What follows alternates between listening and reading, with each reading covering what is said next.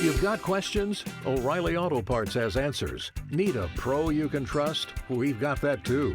No matter what you need, our professional parts people have the training and expertise to help you do things right. Deep automotive knowledge, just one part that makes O'Reilly stand apart. The professional parts people. O'Reilly Auto Parts. You're listening to the Archaeology Podcast Network. You're listening to Tea Break Time Travel, where every month we look at a different archaeological object and take you on a journey into their past. Hello and welcome to episode 33 of Tea Break Time Travel. I am your host, Dr. Matilda Siebrecht, and today I am savouring a salted caramel rooibos and black tea, which is absolutely divine, especially with some full fat milk. It's so creamy and so sweet and really, really, really good. And there is no guest with me today because it's time for our next instalment of Tea Break Time Travel training, where we look at all of those theoretical and methodological backgrounds that every seasoned time traveller and archaeologist needs to know before they set off on their journey. So today we are continuing with probably the final installment of our theme of dating, as in archaeological dating, checking how old something is. And we're going to be talking about relative dating, specifically stratigraphy. So first of all, what is relative dating? So far, if you have been listening in to the last couple of episodes, you'll know that the dating methods that we've covered so far have been what's known as absolute dating methods. So you have absolute dating and relative dating. So absolute dating is when a date is given as an absolute date. So independent of other data, a particular period in time. So not a date that's given in relation to other dates or sort of a period that's given in relation to something else. So let's have a quick look back at that. So we've looked at some radiometric dating. So this is based on the known and the constant rate of decay of different sorts of radioactive isotopes. So for example, we looked at radiocarbon dating. You also have something called potassium-argon dating, which I'm not going to do a full episode on because the principles are pretty much the same as with radiocarbon dating. But instead of using the half-life of carbon-14, it uses the half-life of potassium-40. And you might remember that with radiocarbon dating, you can't really date things older than kind of 60,000 years, but because the half-life of radiocarbon is relatively short, but actually the half-life of potassium-40 is 1.3 billion years. So it's very much possible to date much older sites than if you would have radiocarbon dating. The difference, of course, is that radiocarbon dating dates organic materials. Potassium-argon dating looks at inorganic materials, specifically rocks, because that's where you'll find the potassium-40 isotopes. So that's radiometric dating, looking at the decay rate of radioactive isotopes. You then also have different kinds of luminescence dating, which we looked at last time. So this is based on the concept of luminescence, aka sort of light, building up over time. So when the energy is released in a certain way, it releases this luminescence. So we looked at thermoluminescence dating. So check out that last episode, episode 31, if you're interested in finding out more about that. You also have optically stimulated luminescence, which again, I'm not going to do a whole episode on because it basically follows the same principle as thermoluminescence dating, but instead of looking at when something was last heated, it looks as when something was last exposed to the light. So similar concept in that respect. You have to be a lot more careful, of course, when you're taking samples for OSL dating, optically stimulated luminescence dating, because as soon as you expose it to the light, that is then the clock resets. So you need to be very careful when you're taking your samples. So we have radiometric dating, we have luminescence dating, we also then have dendrochronology. And now I know what you're thinking. You're thinking, wait a second, but she said that absolute dating methods is giving a specific point in time and it's not giving it in relation to other data points. But dendrochronology, as we remember, hopefully, from the last episode I did on that, is based on kind of a timeline that you build up, which is made up of overlapping tree rings. So you could argue that it's looking at a date in relation to other data. However, it is still classified as an absolute dating method because it can provide that independent absolute date. You're not looking at it, even though the method itself arrives at it, one could argue, in terms of looking at relative dates. The final data point that you have, the final date, is absolute. So those are some of the sort of most common examples of absolute dating methods that we have covered so far on this podcast. But today we're having a look at relative dating. So relative dating is instead, to put it simply, is based on looking at whether something is older or younger than something else. So one of the most common examples is known as seriation. This is one of the earliest examples of archaeological dating, and it's based on the principle that objects develop over time into different typologies. And by typology, I mean the official definition in terms of the classification of things according to their physical characteristics. So to put simply, the assumption is that one style will slowly take over from another style over time. So if you identify changes in object typology, aka in what they look like in the style of things, over time, that can be then related back to the age of those different areas of a site where those objects were found. If we think of it in terms of a modern example, think of mobile phones. If you have a Nokia 500 versus an iPhone 14, buried in different layers of a site, you'll be well aware of, oh, okay, well, this site must have been in the, whenever it was, late 90s, early 2000s, whereas the iPhone 14 must be then the 2020s. So we can see that even in the modern day, and the same sort of things were happening in the past. However, there was a lot of kind of issues with this idea and seriation and basing it solely on that, partly because that is very much based on interpretation of like how a style develops over time, but it is still one of the fundamental principles of archaeology. And if you look back in any sort of older analysis of archaeological sites, you will see that as the kind of principal way that different cultural development and different time periods were determined. Of course, it's important to remember that, just because you see this development in the objects, that doesn't necessarily mean that the culture was changing as well. There's all sorts of papers that are written about this, and I don't want to go too much into this in this particular podcast. So there's been a sort of long-standing debate within archaeology, made famous by several different papers, which stated that, pots are not people. And I'm not going to get too much into it now because it was a whole thing. There was a massive debate about this idea that pots are not people, so you can't use objects and the sort of seriation of objects in that way. So looking at how the typology develops over time to then identify when cultures developed, because pots are not people. A whole series of various papers flurrying around talking about that. But so if you're interested in learning more about the theoretical development of that argument, then definitely go and check out some of those papers. If you just type in pots are not people to Google Scholar, you'll already get a great little selection of papers in there.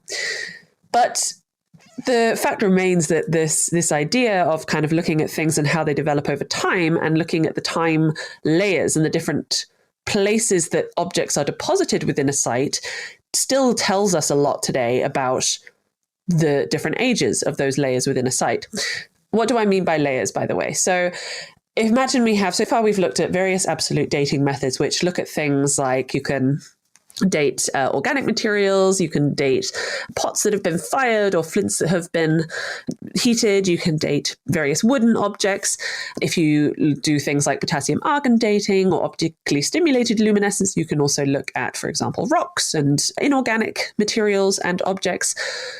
But what if you can't do those particular scientific dating methods? What if you want to be able to look at a site and see how it's developed over time and see the different layers within that site? And by layers, I mean the different ways in which the geology of a site has changed over time. This is strongly linked to the concept which is known as stratigraphy. Stratigraphy is the documentation of different layers within a site that relate to different time periods. And this is probably going to be a little bit shorter this time, but we're going to have a very quick break, and then we're going to come back and we're going to talk a little bit more about stratigraphy. Nah, not quite. What's up? Sell my car in Carvana. It's just not quite the right time. Crazy coincidence. I just sold my car to Carvana. What? I told you about it 2 days ago. When you know, you know. You know? I'm even dropping it off at one of those sweet car vending machines and getting paid today. That's a good deal. Oh, great deal. Come on. What's your heart saying? You're right. When you know... You know. Sold. Whether you're looking to sell your car right now or just whenever feels right, go to Carvana.com and sell your car the convenient way. Terms and conditions apply. Prescription products require completion of an online medication consultation with an independent healthcare provider through the LifeMD platform and are only available if prescribed. Subscription required. Individual results may vary. Additional restrictions apply at lifemd.com. Read all warnings before using GLP-1s. Side effects may include a risk of thyroid C-cell tumors. Do not use GLP-1s if you or your family have a history of thyroid cancer. If you've struggled for years to lose weight and have given up hope, did you know you can now access GLP-1 prescription medications through LifeMD? LifeMD is now offering eligible patients online access to GLP-1s, the breakthrough prescription medication that can help you lose body fat and weight. Listen to what people are saying. I've been able to live my normal lifestyle, and I've lost 20 pounds already. It changed my life. I wasn't expecting it to shut off the food noise. This was life-altering, and if I can do it, I feel like anybody can do it. And here's the best part. Your insurance may cover 100% of the cost of your medication. So go to trylifemd.com to have your eligibility checked right now. Get started today at trylifemd.com. That's trylifemd.com. O'Reilly. You've got questions? O'Reilly Auto Parts has answers. Need a pro you can trust? We've got that too. No matter what you need, our professional parts people have the training and expertise to help you do things right. Deep automotive knowledge, just one part that makes O'Reilly stand apart. The professional parts people. O'Reilly Auto Parts. Welcome back. So I mentioned a little bit before the break that we are talking today about stratigraphy, which is kind of the ultimate relative dating method, really. So the official definition of stratigraphy, according to Waters 1992, I'm taking this from, is the study of the spatial and temporal relationships between the sediments and the soil. So what does this actually mean? So in order to understand the kind of basic principles of stratigraphy, you first need to know a little bit about the geological kind of formation processes. So let's dive into that a little bit. So you have a layer of soil, right? On the ground now, you look out, there's a lovely layer of soil. Over time, another layer builds up on top of that. And then over time, another layer builds on top of that. And then another and another and another and another. Think of it like a shelf that doesn't get dusted, right? So even though you're not actively coming along and like dumping dust on this shelf, eventually over the years, different layers of dust will build up.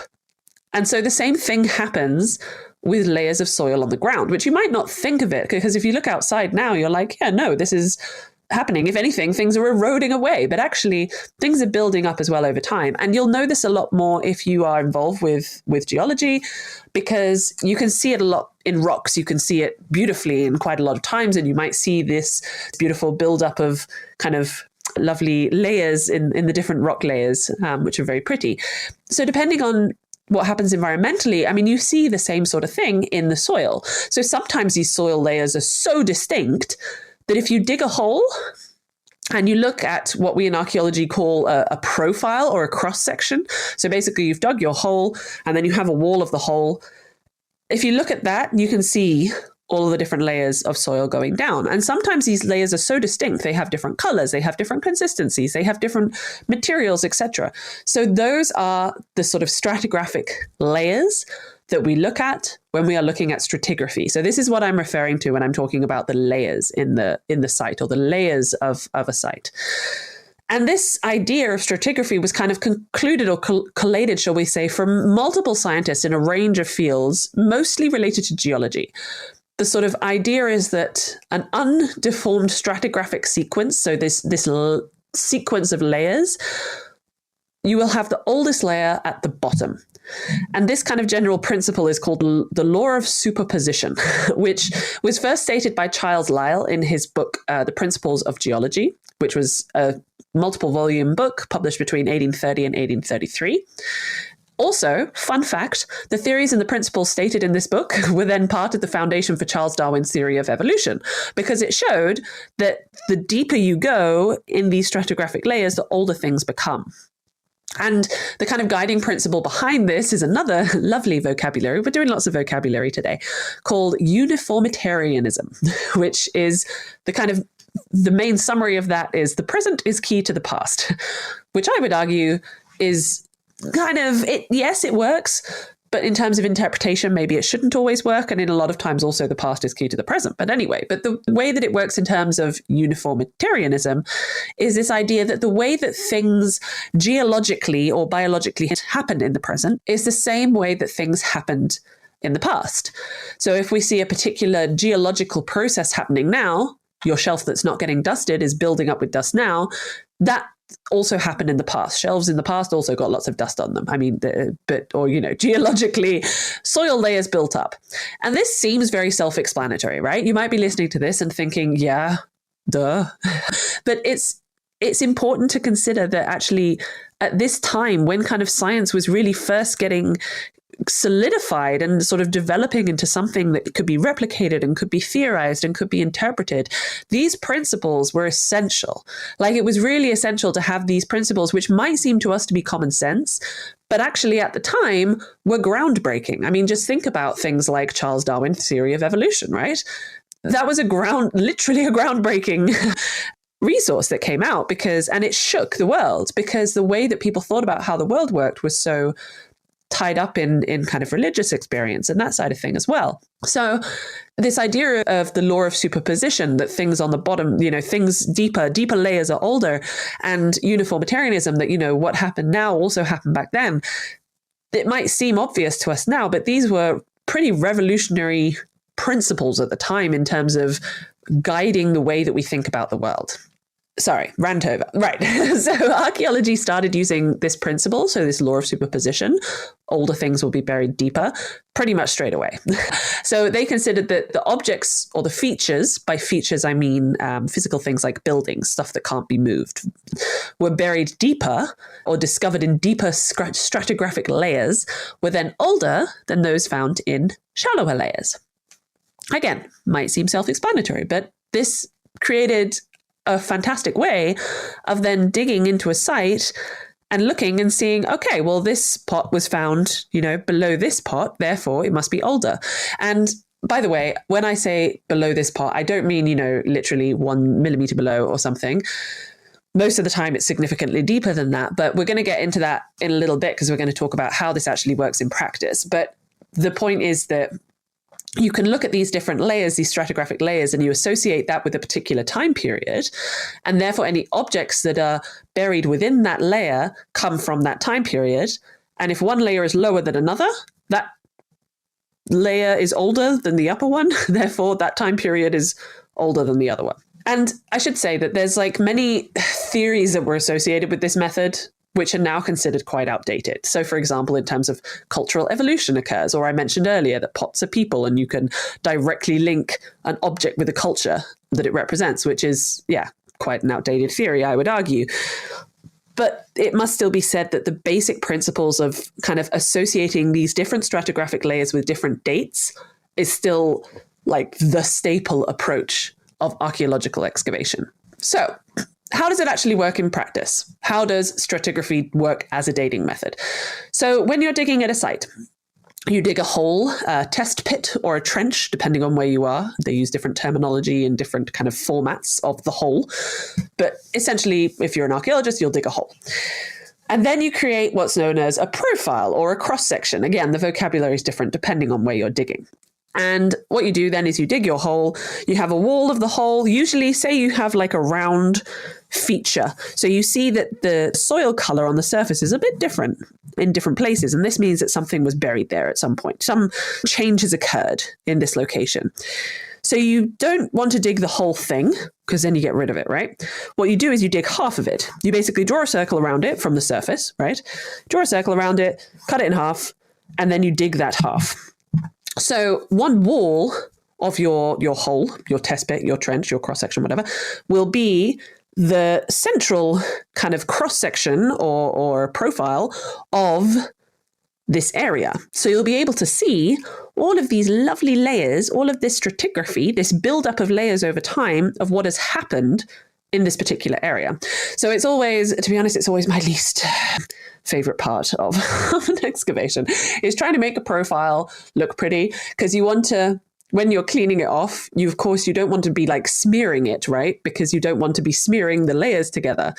So this is why a trowel is so important. And this is why we don't use brushes for this kind of thing, because if you use brushes, you're basically just smearing stuff together. So you want to keep it as sort of clean as possible and as clear as possible so that you can really clearly see different layers in the soil.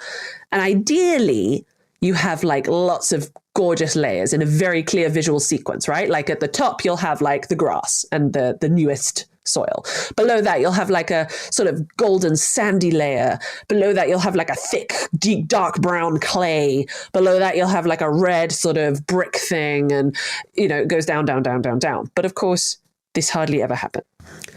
People in the past, they dug holes. They filled holes with things, which then filled more things. Stuff fell down. Stuff was disturbed by a rabbit 1,000 years after it was buried by another layer. A landslide happened. You might have two different things happening at the same time, but in different parts of the site, at different parts of the stratigraphy. So they'll look different in the cross-section depending on where in the site they are. So you have to work out the puzzle a little bit of which bits cut. It's called cut into little bits. So these are sort of very complicated drawings where you'll basically have like a lot of lines showing the layers, but then one line might go down and cut through 4 other lines because someone dug a hole at that point, right? And this requires a lot of kind of experience in knowing how exactly to interpret them. So you have a lot of different resources we can use for this. So you have something called a Munsell chart, which gives you the different definitions of different colors that you can use as a specific reference to be like, this is this kind of soil. But also, you have different soil types, which I'm not a field archaeologist, so I'm not as aware of all the different ones.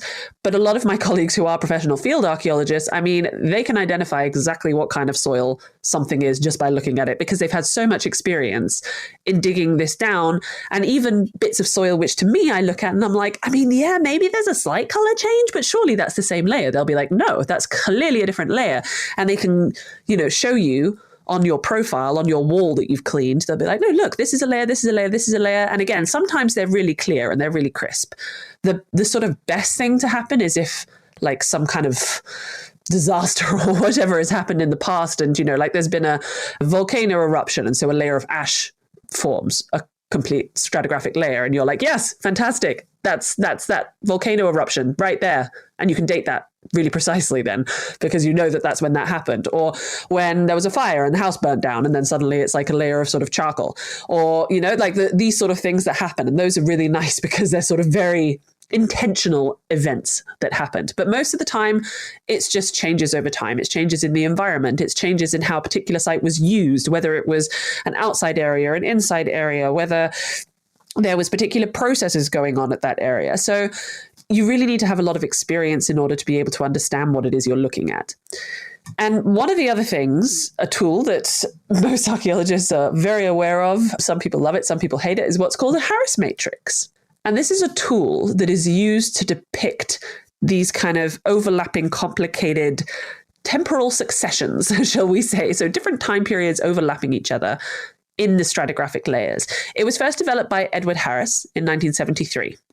And it's based on 5 laws. Now, bear with me. Don't worry. You don't have to remember all of these, but it's kind of important. Again, it's one of these things, these principles, which you might think, duh, but again, essential for basing sort of a solid and constructive theory and a toolkit. So you have the law of superposition, which we've already dealt with. That's deeper layers are older, right? You also have the law of original horizontality, which basically means that any layer which isn't intentionally built in a specific way will automatically adhere to the next horizontal surface. Like if you have soil, it's going to lie on the ground. It's not going to like build itself up into a mound, right? You then have the law of original continuity. And this is that a layer will sort of continue to spread out and won't necessarily, it will be ended by something, but it won't naturally end itself. It'll always sort of continue to spread. So the point of this one is that if you think that, great, this stratigraphic layer has sort of ended now, it's kind of created a nice little bowl, it probably hasn't. Keep looking, keep extending that wall, because you'll probably see it come back again later. You then have the law of stratigraphic succession, which is this idea that a unit of stratification falls between the layers directly above or below it. right? Pretty simple. This is sort of quite related to the law of superposition, I would argue. But like this idea that, that's the difference in the units. You have these layers. And then there's the law of original consolidation. And this basically makes a distinction between architectural stratigraphy, which is intentionally built by humans. So for example, someone laying down a floor and they'll like really consolidate that floor, and that'll be a man-made floor. Even if it's made out of soil, it's man-made and it's sort of consolidated, compared to other types of more natural stratigraphy which are going on. So those are the 5 laws. And based on that, what you do is you look at all your different layers and you then understand them, because you go, great, well, I see that this layer is spreading out here and that's going here, and then this one's overlapping it there. Oh, and then this one's cut into there because someone's dug it down.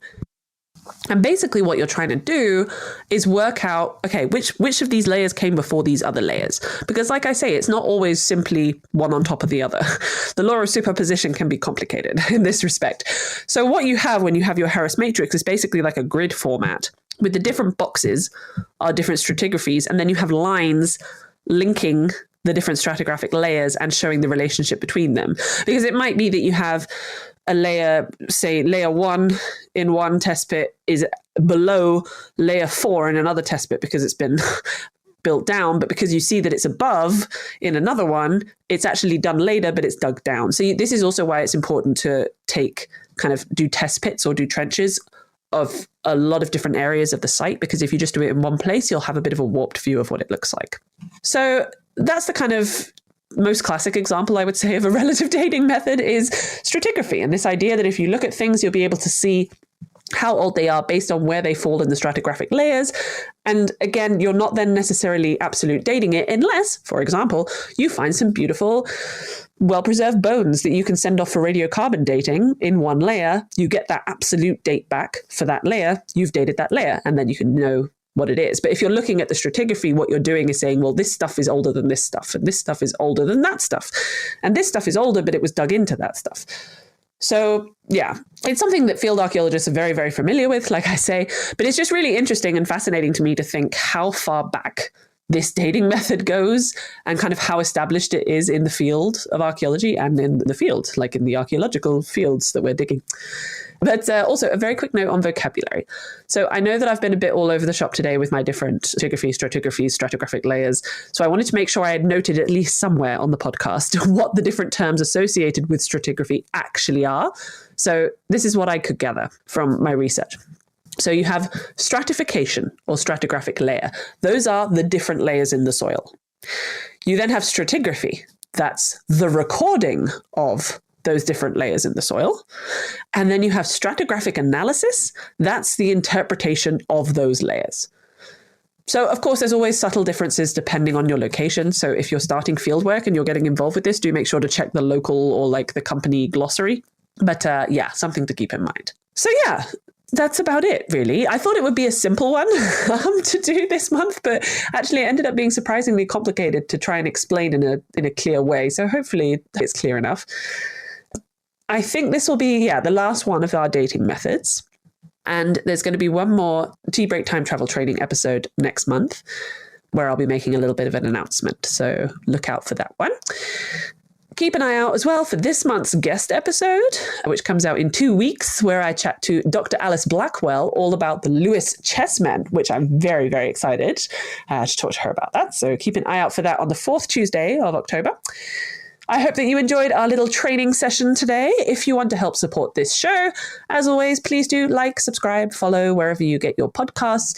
Also, if you want to support all of the other amazing series that form the Archaeology Podcast Network, or why not become a member, you'll be helping us to create even more amazing content, and we'll also have exclusive access to ad-free episodes and bonus content. Speaking of fantastic bonus content, on the 24th of November, so in hopefully 2 weeks or 1.5 weeks from the time this episode is released, we will be celebrating 10 years of the Archaeology Podcast Network. We'll be running a whole day of live events from all the different shows. I'll also be doing something. I'll be having a Tea Break Time Travel 20 questions with some wonderful guest speakers. All of the information can be found on our Discord server or on our social media.